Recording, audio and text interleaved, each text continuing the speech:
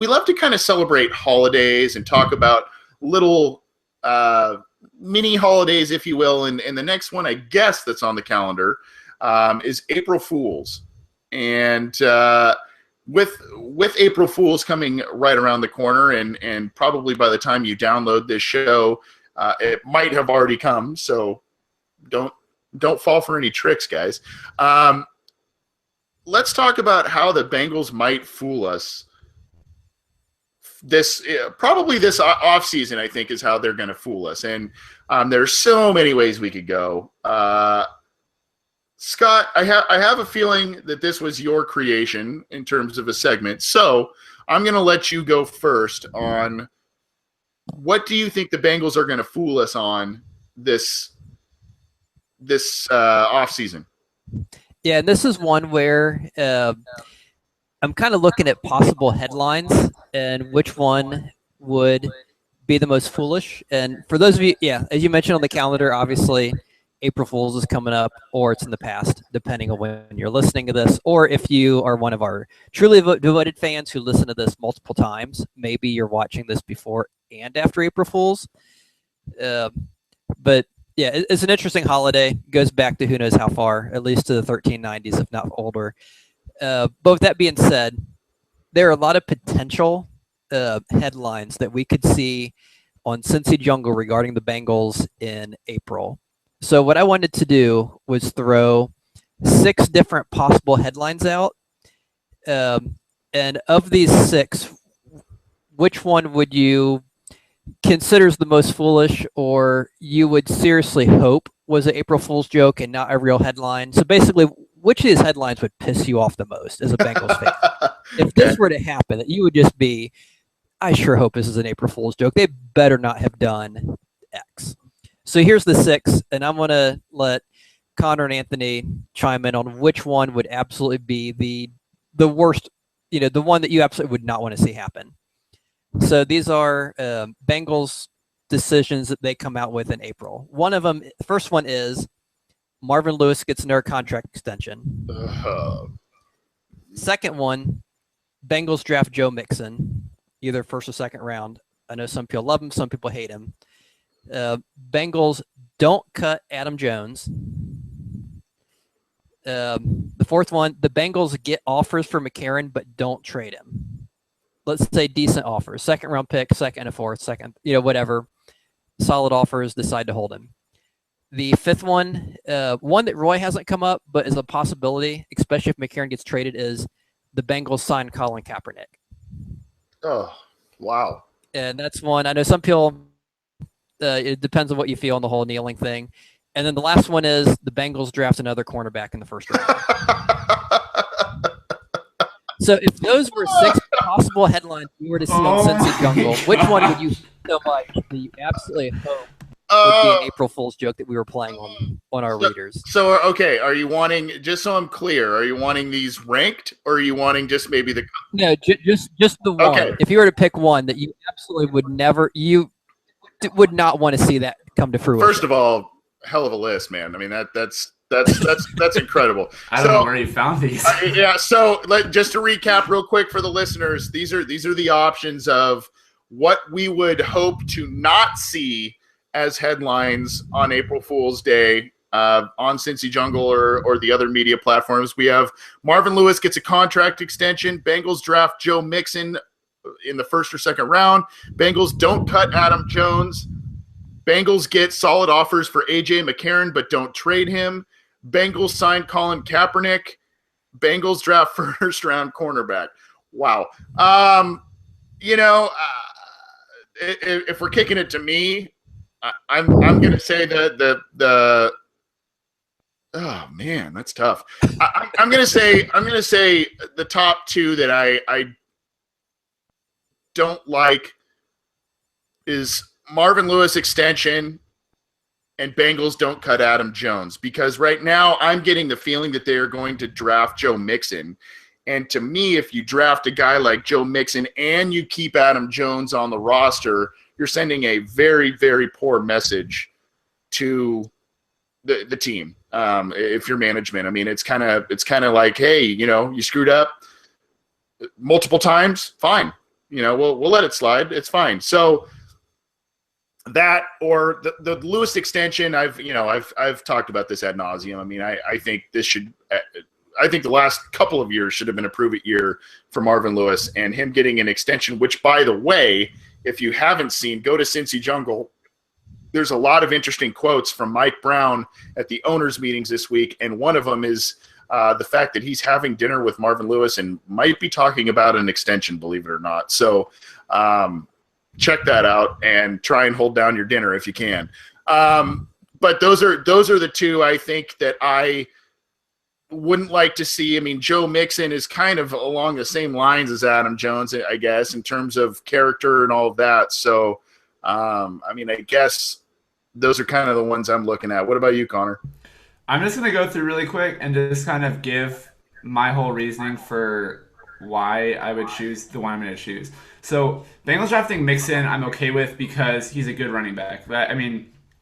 Is what it is. Same thing with Bengals. Don't cut Adam Jones. He's a good cornerback. They're both good football players. It seems like the Bengals really, whether you like this about them or don't like this about them, they really feel like the whole team is a family. They have the team as a family vibe, which having been in another team building, I can say is actually for me at least, it felt like a positive attribute to have. And things are certainly different when it's a guy like Adam Jones versus a less controversial player, but whether you love him or hate him, Adam Jones is still a good football player. So him and Mixon, I'm okay with. Bengals get decent offers from McCarron. Don't trade him.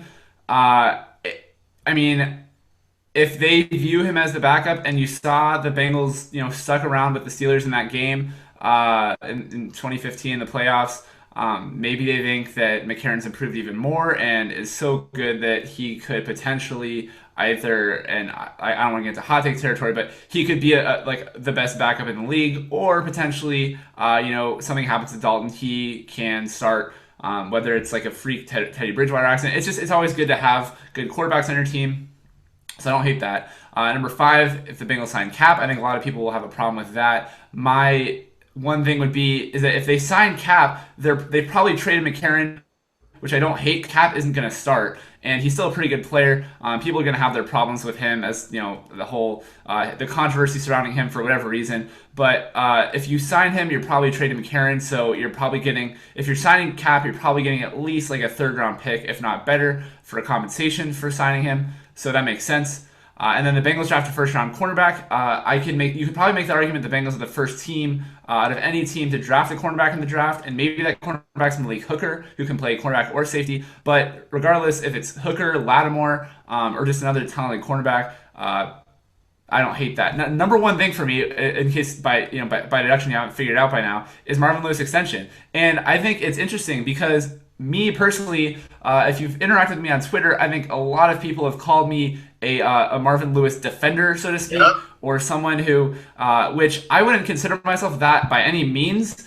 I think it's just the notion that me not saying we should fire Lewis, and we should have fired him 3 years ago, that makes people put this label on me. But if you look at Marvin Lewis and the 2016 season, what about the 2016 season makes, Marvin Lewis a guy that you have to keep around? And again, I think he's a good coach. I think he's an average or better coach, and I've said that, and people, read me for it. Whatever, you can say whatever you want to me about that. But rewarding a 6-7 in one season, or what was it, 6-9 in one season? Oh gosh, 6-9 in one season with a contract extension, it just doesn't make sense. This is the one year where, since 2011, Mike Brown really has a reason to not give Marvin Lewis that yearly contract extension. He didn't. You can make all the excuses you want, but at the end of the day, losing a playoff game is different than going 6-9-1. And some fans have seemed to think that losing a playoff game is worse than a losing season by this point, because they're so frustrated with Lewis, for better or for worse. But extending Marvin Lewis after a 6-9-1 season, with all the questions surrounding the Bengals, just does not seem like a thing that you should do. That's the one thing that I really could not stand out of all 6 of these. So Connor and I are in agreement. And Scott, before we get to you and put put you on the hot seat of your own question here, which, by the way, this is just like an unbelievable scenario. There's some really fun fun responses in the YouTube chat. Not so much of these options, but you have Waldo who says no with capital N-O, not another corner. Aaron Siegel with the hot take, Bengals trade for Brandon Tate. That one's pretty Oh, that's amazing. good. Greg L in the chat says they signed Nick Mangold, Greg Hardy, and Mario Williams. Oh my. The Greg Hardy is the issue, really. Yeah, that's the one that really obviously sticks out like a sore thumb there. There's Michael Meyer says no cap, no drama. So I don't know. What do you think, Scott? Let's turn the tables on you, my friend. I guess I wasn't planning on answering my own question. Oh, why not? Come on. That's not fair. I think if I had to, like you said, put me on the spot. The one I think I would have to go unanimous with the two of you. And one way I'm looking at this is I'll kind of preface this with I've mentioned before I'm a UD Flyers fan. They just lost their head coach to Indiana. So not a big fan of Indiana right now. Not the state, just the school. But when you look at college basketball, you have mid-majors and teams from these little one-bid conferences. A lot of that, depending on which school you are, you might be okay with a coach who's decent. Who, this guy gets us to the tournament once every few years. We never win a game, kind of a thing. And there's a lot of schools that'd be really happy with that. If we could, we're the Horizon League or something, and hey, our coach gets us to the tournament once every 4 or 5 years, and maybe we'll get lucky and win a game at some point in the tournament. That'd be great. But the NFL's not college basketball, which just ended. You have I guess it hasn't just ended. I guess it's another week. But, in the NFL, there's only 32 teams. You have higher expectations. And especially when you have that core of players that Connor, mentioned earlier, all those guys we have on this team, you have to do better than, the 0 playoff wins, the barely 500 record, the in-game management, just a lot of the things that Marvin Lewis has struggled with. So the one for me would be him getting another extension. And I know that for whatever reason, they seem to like him. I know he's done some good things. He turned the team around, but that was 15 years ago. At some point, you have to take that next step. And if you aren't taking the next step, you just have to move on. I mean, how many head coaches have we lost? I think the three of us, and probably a lot of fans would be happier to see coaching this team. I mean, a lot of people, I think, would be happier if Zimmer was there. There's probably a strong contingent who'd be happy if we had Vance Joseph, on staff, or even Gruden at this point. And I think a lot of, you just have to, you can't just kind of keep muddling on with mediocre. You have to make that, you have to take that risk and try something different, because you can't get better if you don't. And so that would be the one that would drive me crazy. All the others, I think I could live with. I don't think they're going to cut Adam Jones. I'd be cool with Mixon because he is the best running back in the draft. Another cornerback, if they truly feel that's the best player, then I can't grumble too much because I'm a best player available guy. Kaepernick, that is what it is. I mean, he's not, beating people up or getting thrown in jail kind of a thing. He could be a lot worse. McCarron, that would frustrate me, but if he is a restricted free agent, maybe you're holding out hope you get a better deal next year. I don't know. So for me, it'd be Marvin Lewis. You know what I also like about these scenarios here, Scott, is a lot of them tie into each other. So if you look at Bengals don't cut Adam Jones and Bengals draft a first-round cornerback. Well, if they cut Adam Jones, they might draft a first-round cornerback. Bengals get decent offers from McCarron, but don't trade him. Bengals sign Kaepernick. Well, one of the, if they end up trading McCarron, maybe Kaepernick signs. You know what I mean? So there's kind of a lot of weird nuances with it. I really like it. Aside from the Brandon Tate headline, we have Kay Rhodes in the YouTube chat that says an April Fool's headline he would not like to see is the Bengals bring Mike Nugent to training camp. So good stuff. That'll never happen. That's the company again. Good stuff from you, Scott. Great stuff also from the YouTube chat members. That was hysterical and really a lot of fun. Let us know if what you would not want the Bengals April Fool's joke to be on you this year. You can get in touch with us at Bengals OBI on Twitter, the OB Insider at gmail.com via email. You can leave comments, questions, ratings on our iTunes platform. You can find us there. We're on SoundCloud. We're on YouTube. And we're also on Cincy Jungle. So find us there, download us, and we appreciate the support that you have shown us over the course of this show.